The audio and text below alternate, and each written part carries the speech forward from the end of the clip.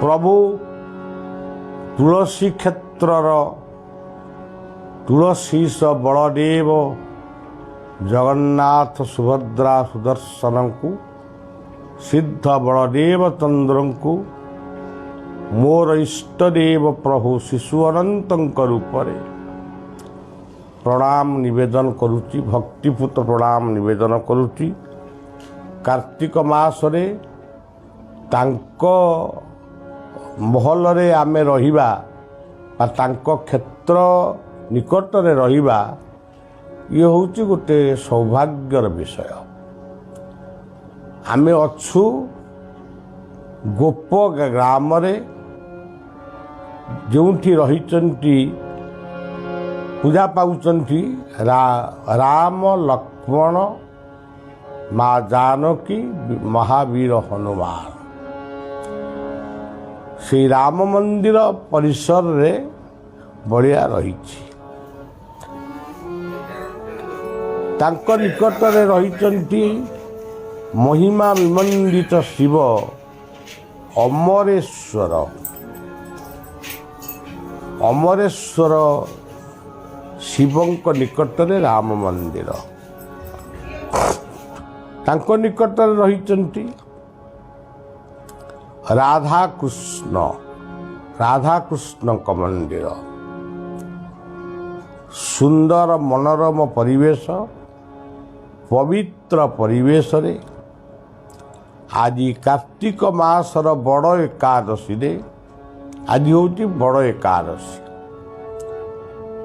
आमे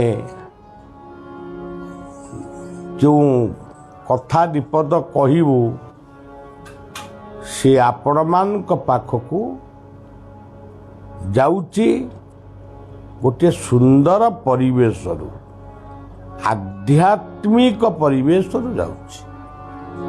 एतिकी जानी खुशी हेबे राम शिव कृष्ण सिद्ध बलदेव यही भलिया गोटे महान क्षेत्रु विपद कथा आपण मान पाखकू जाउची। सज्जन नामाचार्य बाया बाबा आश्रम यही केन्द्रापड़ा अच्छी। यही जगार ही यही केन्द्रापड़ार पवित्र टिकिरी मठरे बलियार बयस जेतबेले 16 वर्ष होइतला। ई 16 वर्ष बयस रे मु प्रथम करी आसीथिली बलदेव को दर्शन करिया पे। बलदेव पाखरे रहिबा पे आइथिली बोली एठी रहिबा आम जीवनर लक्ष्य कौन बलदेव आमको कहले आमे उठिबा। किंतु एठाकार जे पुरोहित थिले बलदेवंकर से परामर्श देले जे तम पोशाक परिच्छेद जना पड़ुची जे तमे कष्ट सही एठी रही पारिब नाही। द्वितीयतः तमे पिला लोक जदि तमे किछि चाहूच यही जिलार यही सहरर शेष भाग रे रही नृसिंह टिकिरी मठ। नृसिंह टिकिरी मठरे जड़े जीवंत ठाकुर अछंती से होचंती बाया बाबा। तांको निकट को जाओ तुमे तांको पाखरे रहिबो सी तुमको तम जीवनर भविष्यत मार्ग कहिबे।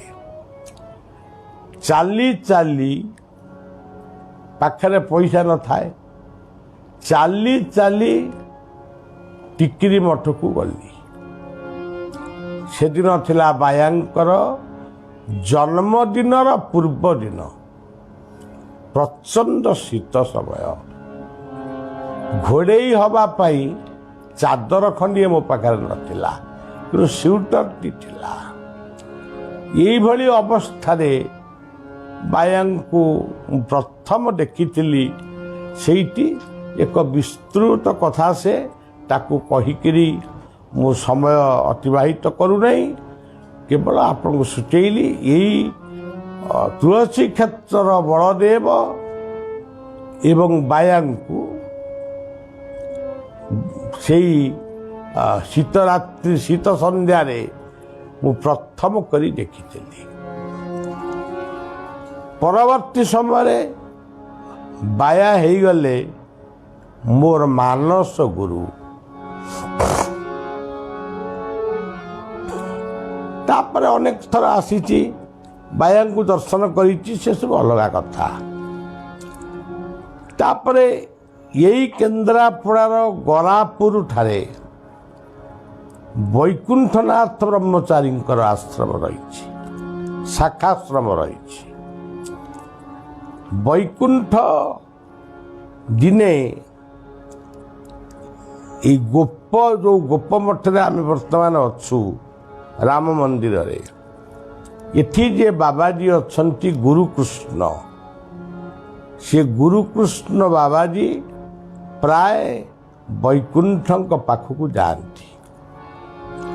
ବାୟା ସେତେବେଳକୁ ଦେହ ତ୍ୟାଗ କଲେଣି।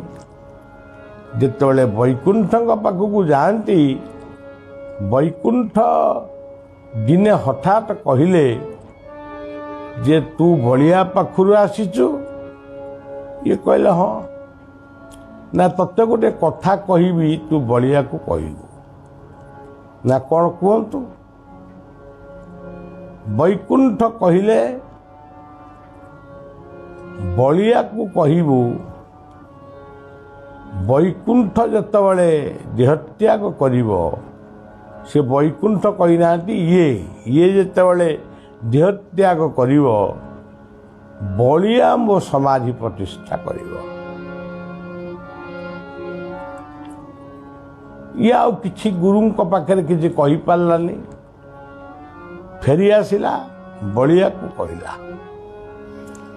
ବଳିଆ ଉତ୍ତର ଦେଲା ଯେ ତୁ ଯେତେବେଳେ ଯିବୁ କହିବୁ ଆପଣଙ୍କର ସମାଧି ପ୍ରତିଷ୍ଠା ବଳିଆ କରିବ, ଆପଣଙ୍କ ଭକ୍ତମାନଙ୍କୁ ଆପଣ କହିଦେଲେ ସେ ବଳିଆକୁ ଡାକିବେ।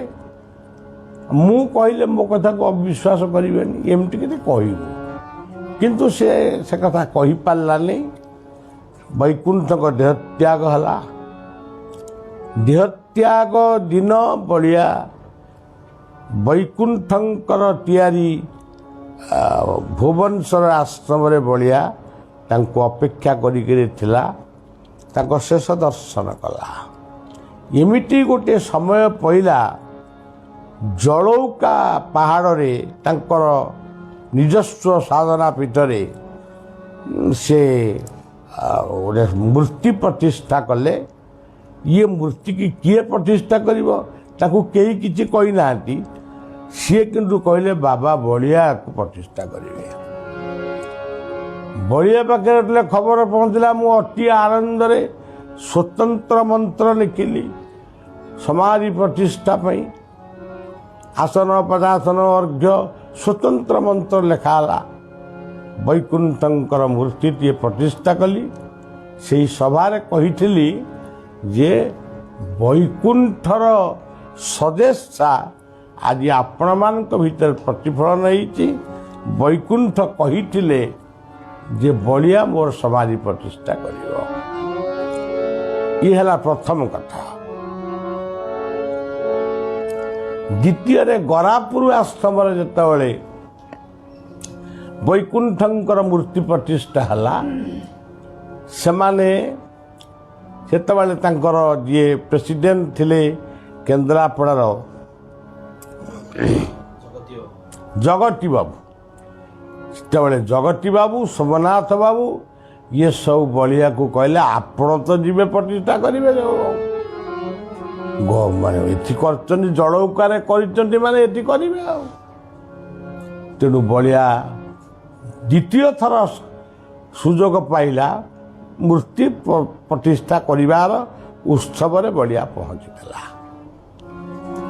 ये केवल गोटे आपण मान कहीं एत कथा मु कहूँ मो जीवनी गपिया मु कहूनी मु आपको जनइबा को चाहूँगी गुरु मानकर सद्गुरु मानकर आम मान प्रति जो सदेशा जो प्रेरणा रही ताहा जेमिति हेले जो बाटरे ताहा निश्चित भाव पूर्ण हम मु केवल सद्गुरुंग कथा भी कहूनी पारिवारिक जीवन में गुरुजन कथा को आम अनेक समय उपेक्षा करुचे आमको पसंद होना किंतु गुरुजन सदेशा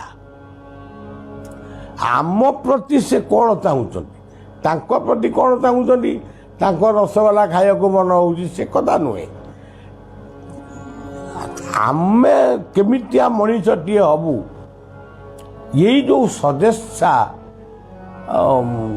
से भितर रही मो पुओटी चाकरी करता मो पुओटी एमती कोठा घर खंडे करता मो पुओ से रास्ता पाखे जमी खंडे किणता मो पुओ गोटे गाड़ी करता यही जो सदेशा से भितर थाए से कही पारती नहीं किछि करि पारती नहीं किंतु परोक्षरे भगवान बा से सर्वशक्तिमान अनंत तार इच्छा को से पूर्ण करती किंतु लोक भावती मु गाड़ी कली मु कोठा कली मु घर कली मु चाकरी कली लोक एमती भावती किंतु तार मूल थाए पिता माता गुरुजन मु खाली बाप माँ कथा कहूनी खाली बाप माँ कथा कहले भी भूल हो बापा माँ अजा आई जेजे माँ ये समस्ते आम ठाकुर ये गोटे गोटे ठाकुर ता भीतर अखाड़ुआ ठाकुर किए थे अबुझा ठाकुर किए थे हे तो एपरी ठाकुर सब आमर अच्छा अंशारे कोई बापा अबुझा तो कोई माँ अबुझा कोई जेजे अबुझा ये सब बयसर दोष स्वभावर दोष किंतु बयस आ स्वभाव को नहीं मातृत्व पितृत्व को ओजन करी हुए ना आमे कहारी के मानुनु आमे भी आम निजक भी मानुनु आमे किए हुआ माई मुके मु हूँ आत्मा मु भगवान अंश ये हूँ मोर परिचय मुझे भगवान अंश हेली मो बापा सी कौन आउ का अंश सी मत भगवान अंश माँ मध्य सैया जेजे हूँ मामू हूँ माई हूँ पीसी हूँ पीसा हूँ समस्ते होती भगवान अंश गीतार पुरुषोत्तम योग कहले ममे बांश जीवलोक जीवभूत सनात तेणु महापुरुष अच्युतानंद कहले अशेष ब्रह्मांड मध्यरे अंशा अंश पूरी छी अशेष मार्ग खोजिली लेस अशेष अंशा अंश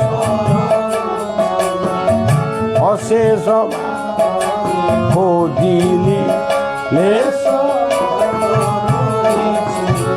आमे जहा देखुचु जहा करुचु सब तांकरी इच्छा अनेक कथा को काटी दौरान खंडन कर दौरान हेड़ा कि नुहे सेड़ा कि नुह माने जमती सत्य जमती आमको जन्म कला भाया से कौन ए सेटा कौन कह सेटा किए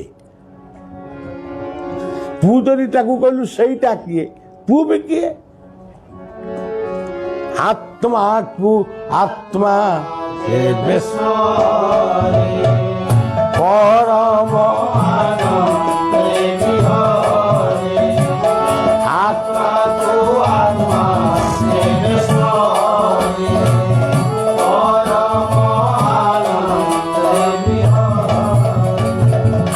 ବାୟାବାଙ୍କର ଗୋଟେ ବାଣୀରେ ଆମେ ପଢ଼ିଲୁ, ସେ ତିନୋଟି କଥା ଉପରେ ଗୁରୁତ୍ୱ ଦେଇଛନ୍ତି।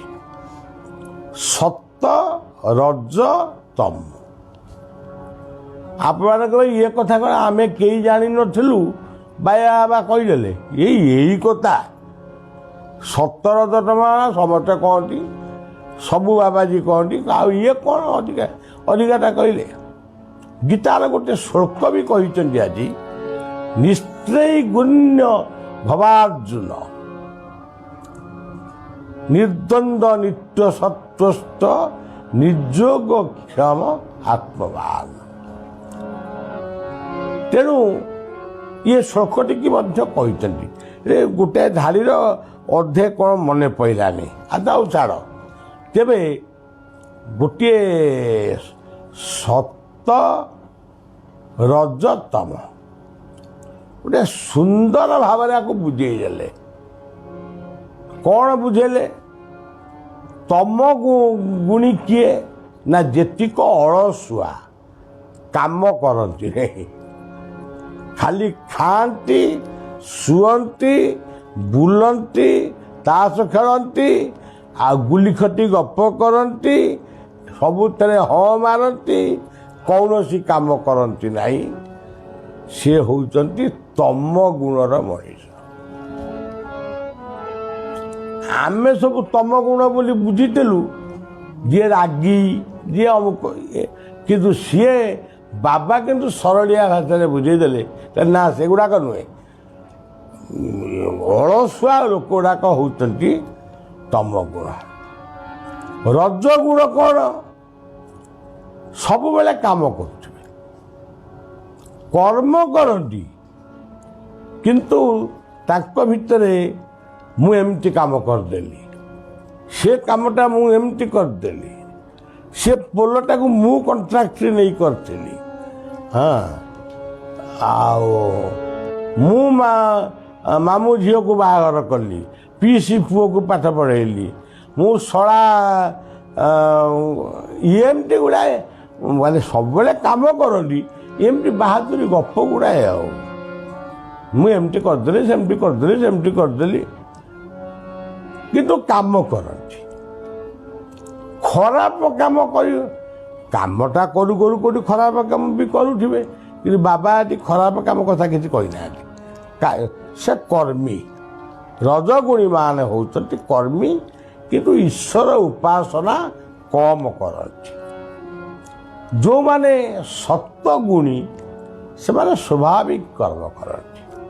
ସ୍ୱାଭାବିକ କର୍ମ କହିଲେ ଗୃହ କର୍ମ କରନ୍ତି, ଈଶ୍ୱର ଚିନ୍ତନ କରନ୍ତି, ନିତ୍ୟ କର୍ମ ଠିକ୍ ସମୟରେ ସମ୍ପାଦନ କରନ୍ତି, ତାପରେ ଗୃହ କର୍ମର ଯାହାର ଯାହା ଦରକାର ତାକୁ ବି କରନ୍ତି, ତାପରେ ତାଙ୍କ ଚାକିରି ବାକିରି ବ୍ୟବସାୟ ବାଣିଜ୍ୟ ଯାହା କରିବା କଥା କରନ୍ତି।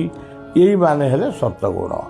ପୁଣି ସନ୍ଧ୍ୟାରେ ପ୍ରଭୁଙ୍କୁ ପ୍ରାର୍ଥନା କରନ୍ତି, କାହା ଦୁଃଖରେ ନଥାନ୍ତି, କାହା ସୁଖରେ ନଥାନ୍ତି, କିନ୍ତୁ ଅନ୍ୟର ଦୁଃଖରେ ସେ ଦୁଃଖୀ ହୁଅନ୍ତି, ଅନ୍ୟର ସୁଖରେ ସେ ଖୁସି ହୁଅନ୍ତୁ। ଯାହା ହଉ ପିଲାଟା ବେକାର ହେଇ ବୁଲୁଥିଲା, ଯାଉ ଚାକିରି ଖଣ୍ଡେ ପାଇଗଲା, ତା ମାଆଟାର ଦୁଃଖ ଗଲା, ଏମିତିଆ କଥା କହିବ କିଏ? ସେ ସତ୍ୱଗୁଣୀ ମଣିଷ ନହେଲେ କହିବନି। ହଁ, ଆରେ ସେ ଟୋକାଟା ଇଏ ମା ତାର ଧାନ କୁଟୁଥିଲା, ମା ତାର ଗୋବର ଗୋଟଉଥିଲା, ହେଇ ଇଏ ଗୋଟେ ଏମିତି ମଣିଷ ହେଇଗଲା, ସାଙ୍ଗେ ସାଙ୍ଗେ ଇଟା ଘର କଲାଣି। ଇଏ ହେଉଛି ତମ ଗୁଣୀ ଲୋକର ହେଇପାରେ। ତେବେ ଯେଉଁମାନେ ପରର ଦୁଃଖ ସୁଖରେ ମାନେ ଖୁସି ହୁଅନ୍ତି ବା ଦୁଃଖୀ ହୁଅନ୍ତି, ସେଇମାନେ ହେଉଛନ୍ତି ସତ୍ୱଗୁଣର ଅଧିକାର। ଭାଗବତରେ ଗୋଟେ ପଦ ଅଛି, ତା ପଢ଼ିଦେବା, ଆଉ ନ ପଢ଼ିଲେ ଜାଣିବା କେମିତି? ତ୍ରିଗୁଣର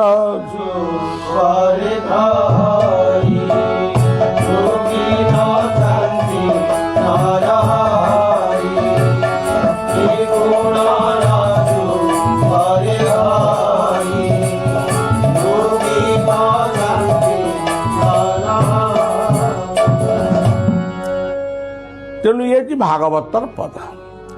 ଆମର ତିନିଟା କଥା ଉପରେ ସବୁବେଳେ ଗୁରୁତ୍ୱ ରହିଛି।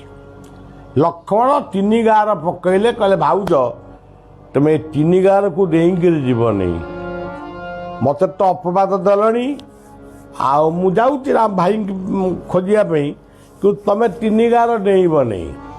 ବ୍ରାହ୍ମଣ ଯେତେବେଳେ ଇଏ କରେ ତିନି ତାଳି ମାରି, ତିନିଟା ତାଳି ସେ ମାରିବ ତାର ନୈବେଦ୍ୟ କଲାବେଳେ। ଆଚ୍ଛା, ତାପରେ ଯେତେବେଳେ ମହାପ୍ରସାଦ ନିବନ୍ଧ ହୁଏ ସେତେବେଳେ ଏ ତନ୍ମେ ସତ୍ୟ, ଏ ତନ୍ମେ ସତ୍ୟ ତିନିଥର। ବଳିଦ୍ୱାରରେ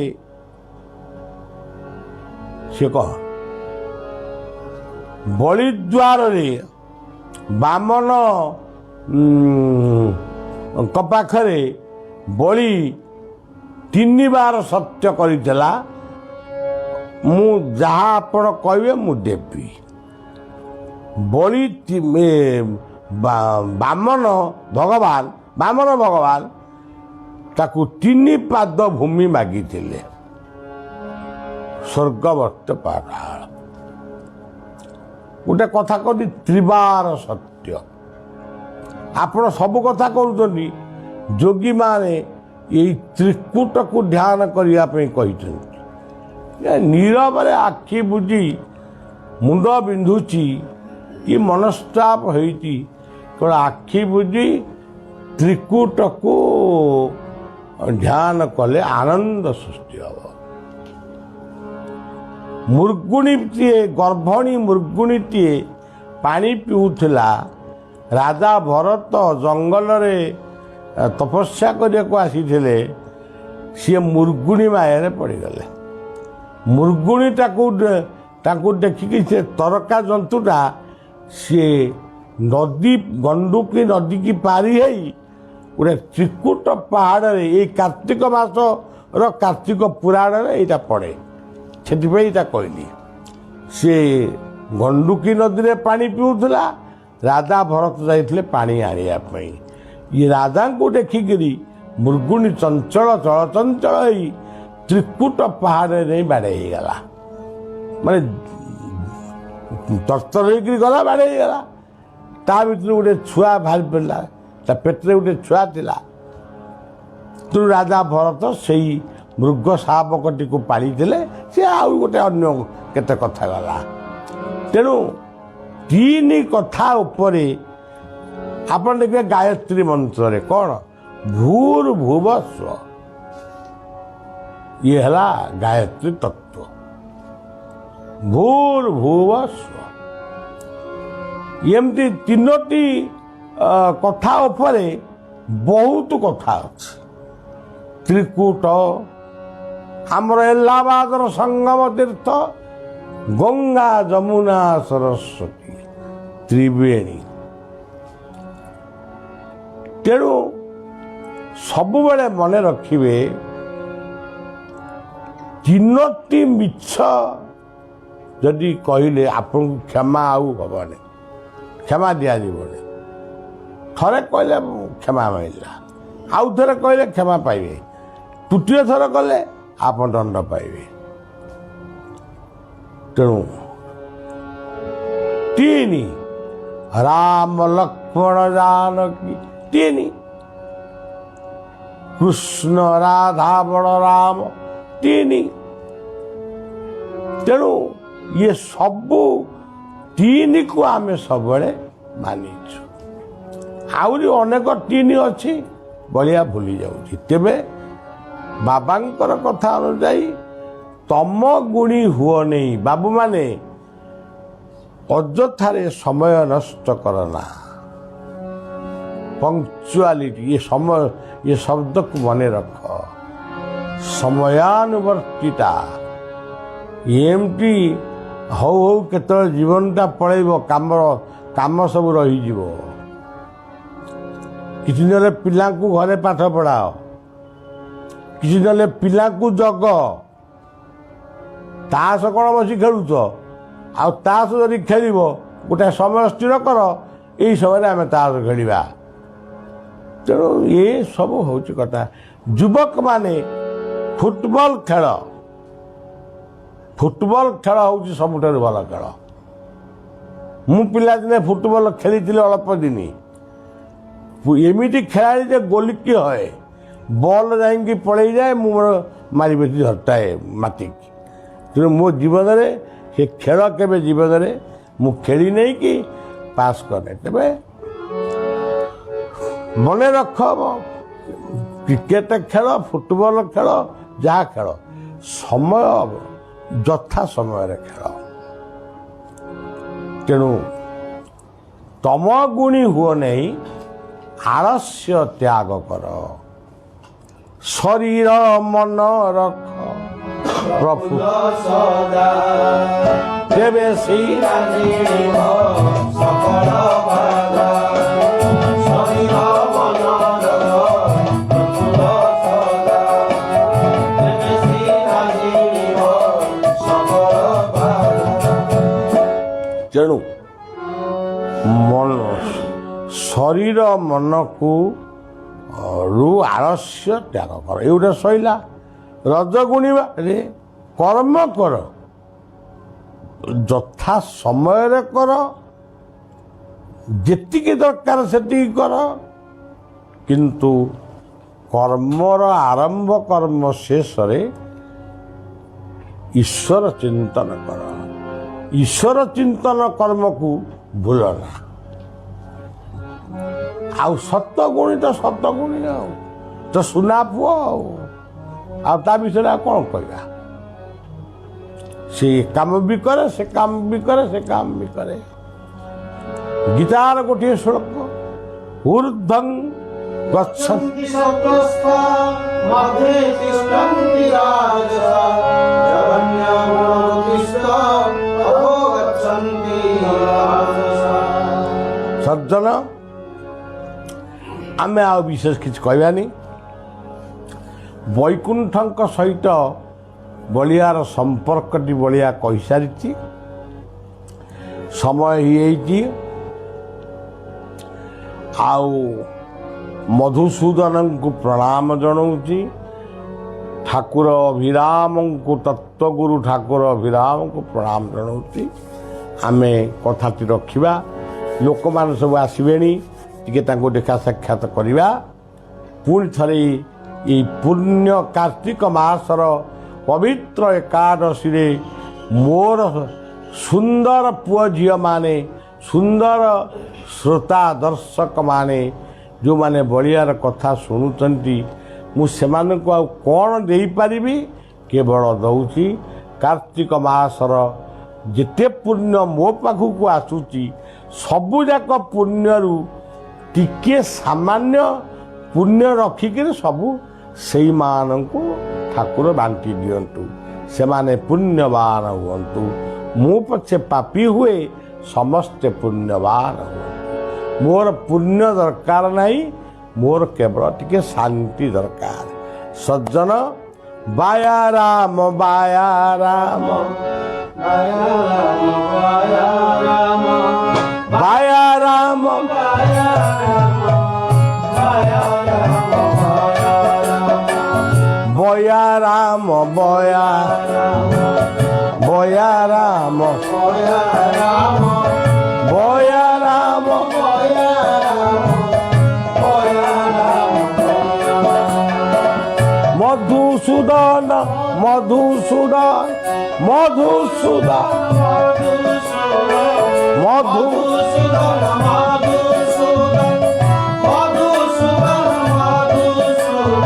अभिराम अभिराम अभिराम अभिराम अभिराम बाया राम बाया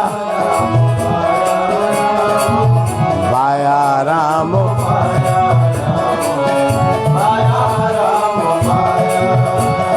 कार्तिके अधीश्वर बाया राम सुंदर कार्तिके अधीश्वर बाया राम सुंदर कार्तिके अधीश्वर बलदेव सुंदर कार्तिके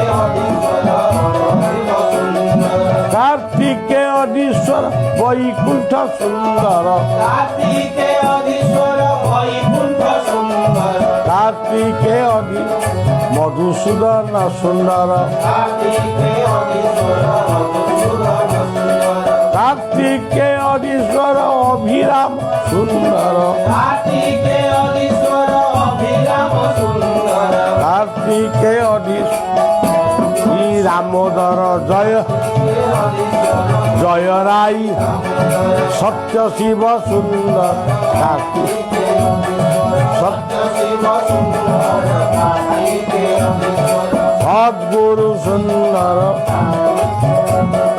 সদ্গুরু নিগমানন্দ সুন্দর কার্তিক নিগমানন্দ সুন্দর কার্তিকে অধীশ্বর নিগমানন্দ সুন্দর কার্তিকে অধীশ্বর নিগমানন্দ সুন্দর কার্তিকে অধীশ্বর অনুকূল সুন্দর অনুকূল সুন্দর কার্তিকে অধীশ্বর